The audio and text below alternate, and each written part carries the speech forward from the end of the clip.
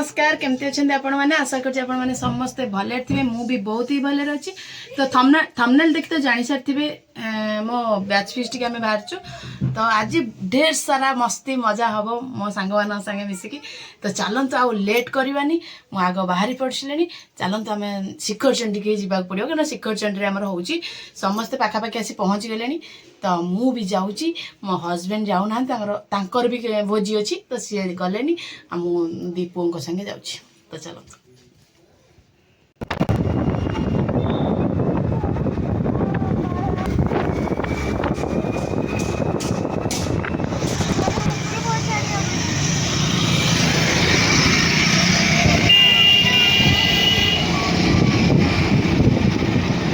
आम ए शिखर चंडी पहुँची गलुणी पाखापाखि गलुणी आम बाबू बसई नहीं पारू ना उपरको ना ओल्ल जी एक्चुअली आम पहुँचिकी तो गाड़ी पार्किंग करुचु बहुत भीड़ से दिन होता शिखर चंडी माने पाखापाखि 2-3 हजार लोक होते माने भोजी भात सब आड़े चली थाए तो आम गाड़ी पार्किंग करदेलु आम गला बेलू केवल मोर यही सांगटी आसीला आमती कि गोटे पुओ पिला भी आसी ना पुओ पिला सब आरेंजमेंट करिसेंती किंतु बोधे रेडी करदे घर को जाइछंती रेडी होके आसिया निजे रेडी होके आसिया तो आम से विषय कथा होतलु आम 2 जण फास्ट आसतिलु हाँ आउ गोटे सांग भी आसला कि सी मंदिर उपरକୁ जाइतिला देखिया बुलिया तो एपटे सब देखु रोषेईबास चलती स्टार्टर तैयारी चली जो कि चिकेन पकड़ा स्टार्टर तैयारी चलती साधारे पनीर पकड़ा होता सब एपटे मुझे देखी जो मैंने सब तैयारी कर स्टार्टर ऑलरेडी मेन कोर्स सरबणी तो स्टार्टरटा गरम गरम खायापी ही मस्त लगे तो कई सांग मैंने आसी ना बोली आस्ते आस्ते तैयारी होउची तो आउ गोटे सांग भी एबे पळे आसला तो मुझे कौन सी वॉइस पकई पार माने कौन सी रियल कथा पकई पारनी आम जो सब कथा होतलु कारण सेपटे बहुत जोर गीत लगे कि नाचु था कॉपीराइट आसीଯିव तो मत से लगी भी दुख लगला मेन निज निज कथा आम जहाँ कथा होतलु से विषय में आपन शुणी हसिकी पेट दर्ज होता आम केते कौन पुराना सब कथा कथा होतलु आउ एते दिन पर भी सांग मान साथ देखा है कि बहुत ही खुशी लगला तो आस्ते आस्ते सबू सांग पलि आसिले आम 5-8टा झील फास्ट पलि आसिलु पछू फास्ट तो आम 2 जण ही आसलु तापर को आस्ते आस्ते सब पलि आसिले तो एमती ही एंजॉय करंतु आम कौन केमती करूचु देखंतु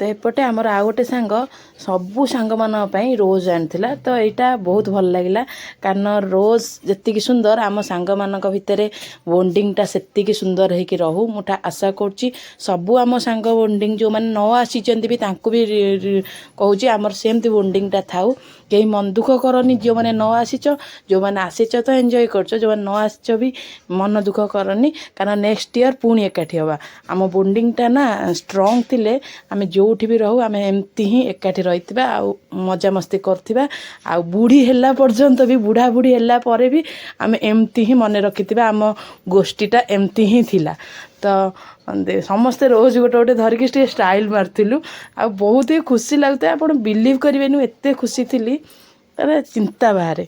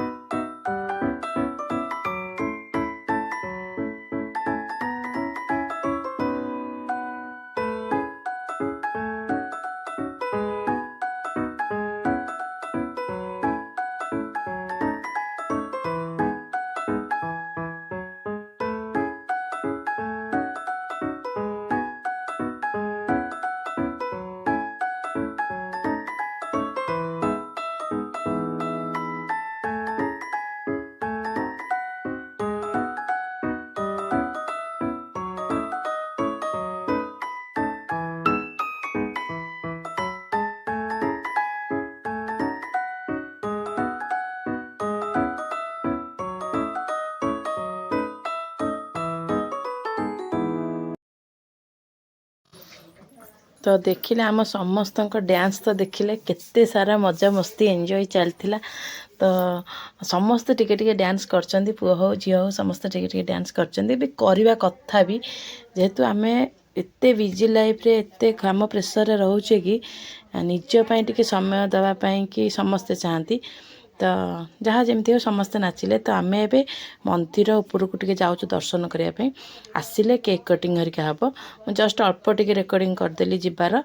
तो सेठी आमे पहुँच कि रील्स वगैरह कलु। आपण माने जति शॉर्ट्स वीडियो देखिथिबे तो मो रील्स देखिथिबे आमे मंदिर उपरकू ही जाइके रील्स कलु। केवल रील्स करिया को ही जाइथिलु, कारण एठी एते जोर गीत बाजु थाए तो आमे को गीत रे रील्स करबो किछि बुझा पड़नु थाए। तो फाइनली आमे बुलिकी पळे आसिलु रील्स वगैरह करके एठी केक कटिंग स्टार्ट। तो देखंतु केक कटिंग केमति कोन।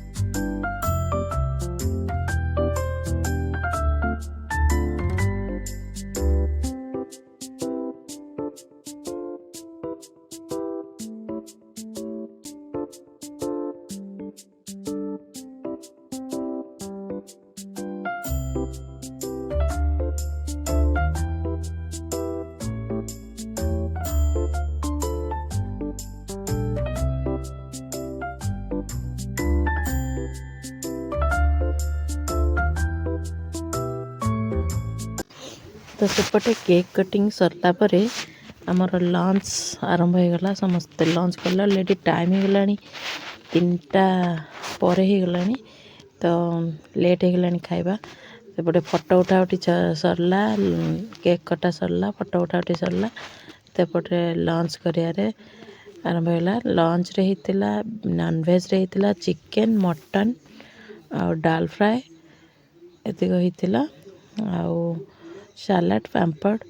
भेज रे हितला चिल्ली पनीर, चिल्ली कोबी आउ बटर पनीर, दाल फ्राए, सलाड, पापड़ तो सब हितला। तो लंच कला परे लंच सब आग जे खाइले मु टिके लास्ट आड़ू खाइली, कारण मत भोक ही नथिला। मते गुपचुप हरिका खाई देथिलु, भोक ही नथिला। तो से माने खाइ सला परे मु पछरे खाइली। एपटे खिया पिया सरला परे आउ टिके टिके फोटो उठा उठी चलता, कारण जो मैंने बुझाबुझी करते से मैंने खाई नथिले। ए पिलाटा टिके बुझाबुझी भल करे तो ता साइटे कथार्ता होतिली। तो एमाने सब खाई सारलेनी, पाखापाखि प्राय खाई सारलेनी। पुओ पिला 2-3 जन थिले मे भी खाइबारे। तो आमर खिया पिया सरला, आमे बाहरिबु एबे। आमर बैच फिस्ट सारिकी आमे पळे आसिलु, एबे घर पहुंची गेलु। तो देखिले तो केते सब मजा मस्ती हेला। तो जदि मो चैनल नुआ देखु थांती तो सब्सक्राइब करिया को भूलिबेनी, गोटे छोटिया सा लाइक करिवे, वीडियो को शेयर करिवे। तो रहिली गोटे छोट क्यूट सा कमेंट करदेवे। रहिली, जय जगन्नाथ, बाय बाय।